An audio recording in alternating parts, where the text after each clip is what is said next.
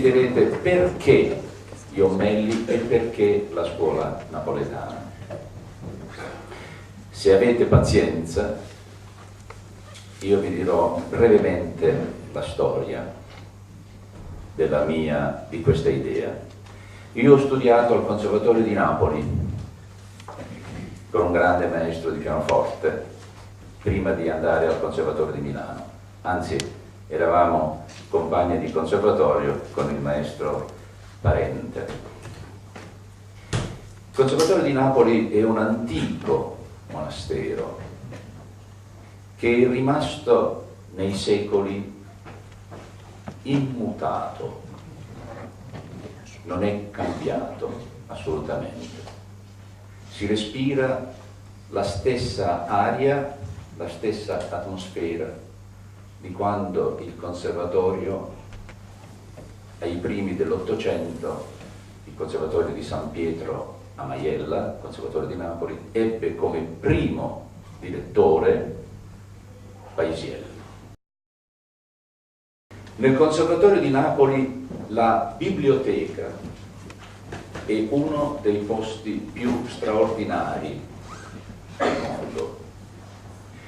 Io invito tutti a fare un viaggio a Napoli per vedere la biblioteca del Conservatorio, che è fatta di una serie di sale, Sala Piccini, Sala Jommelli, Sala Pergolesi, Sala Paisiello, e in questa biblioteca ci sono migliaia di manoscritti. C'è tutto il Settecento della scuola napoletana e cioè tutto, la maggior parte è lì.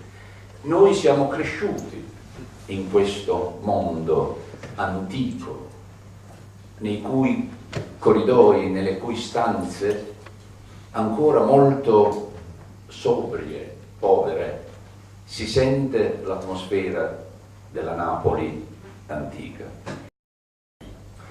E Mozart incontra Jommelli mentre Jommelli sta scrivendo la quarta versione di Demofonte, e Mozart rimane così colpito da questo incontro e dal testo di Metastasio che Mozart scrive 5 arie che esistono e sono stampate, sono pubblicate, 5 arie per il Demofonte di Metastasio.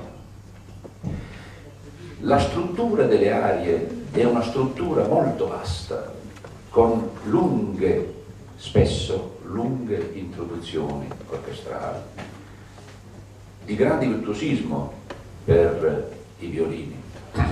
Infatti, come ho detto, lui aveva fondato un'orchestra molto virtuosa e quindi scriveva in una maniera molto complessa, mentre a differenza di Cimarosa o di Paisiello c'è il privilegio, loro privilegiano, esaltano la linea melodica sulle armonie.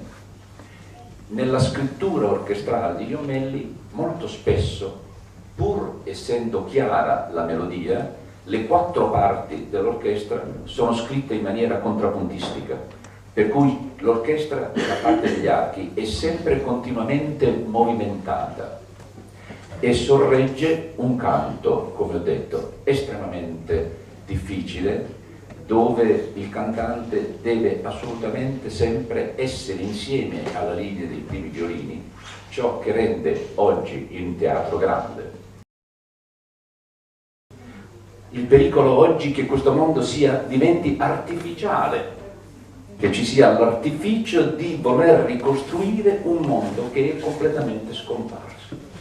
Noi lo possiamo ricostruire solo cercando di dargli una nuova vita e di portarlo all'attualità di oggi con i nostri mezzi espressivi, certamente cercando di ricostruire un mondo sonoro che possa vagamente rassomigliare a un mondo classico, non un mondo romantico, perché sennò sarebbe sbagliato, ma nessuno al mondo oggi possiede la chiave di un mondo fantastico che è andato perduto nel suono, perché non possiamo sentirlo, ma che possiamo riviverlo solo facendo un giro, come ho detto, nella biblioteca del Conservatorio di Napoli e sentire l'odore antico di questi libri che aspettano di essere riportati alla vita.